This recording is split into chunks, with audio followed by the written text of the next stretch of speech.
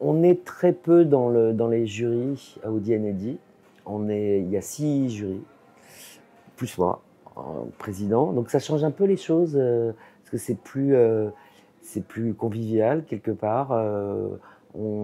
Ça discute beaucoup. C'est très exigeant, dans une catégorie qui est un peu particulière parce que le direct, c'est pas facile à définir, puisque c'est une catégorie qui récompense les travaux qui ont un effet immédiat, qui provoque un engagement.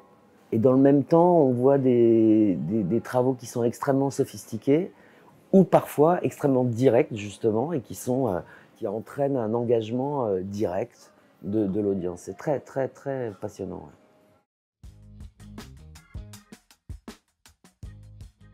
Pour que vous ayez une idée des ratios de transformation, vous partez d'une longue liste. En l'occurrence, il y en avait environ 500 dans notre catégorie. Il en reste 10% ou moins. À la fin, si vous voulez, pour gagner un Yellow Pencil, c'est 0,1%, s'il y en a un. Hein. Il y a une extrême sophistication de la présentation des case studies. C'est-à-dire que les case studies en soi sont devenus quasiment une catégorie. On pourrait même faire une catégorie des meilleurs case studies. Donc c'est un peu bizarre quelque part parce qu'en fait, on récompense l'idée et puis on est extrêmement influencé par la façon dont c'est présenté, évidemment.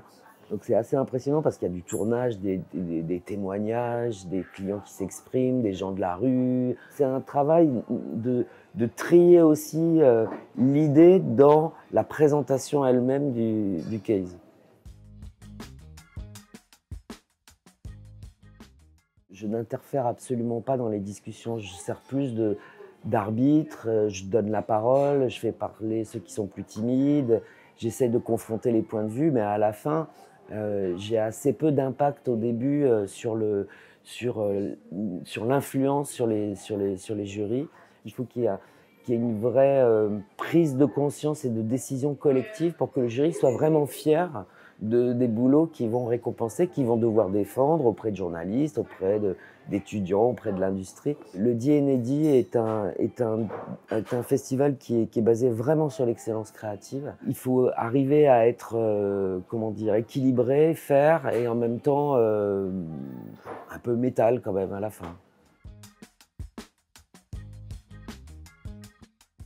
Historiquement, le D&D d'abord c'est une institution qui est basée sur une notion de non-profit, c'est-à-dire que tous les revenus qui sont générés par le show servent à l'éducation. C'est un pilier du métier pour développer le métier, pour acculturer les gens, d'où la très grande présence et très grande force, et ça s'appelle D&D, c'est pas pour rien, de toutes les catégories que nous on appelle craft, mais en fait qui sont du design, qui sont de la production. Il y a beaucoup de gens de l'industrie de la production et pas uniquement publicitaire, donc c'est un prix qui est tout à fait particulier, qui est plus concentré, qui est plus exigeant et peut-être qui est plus intègre que certains.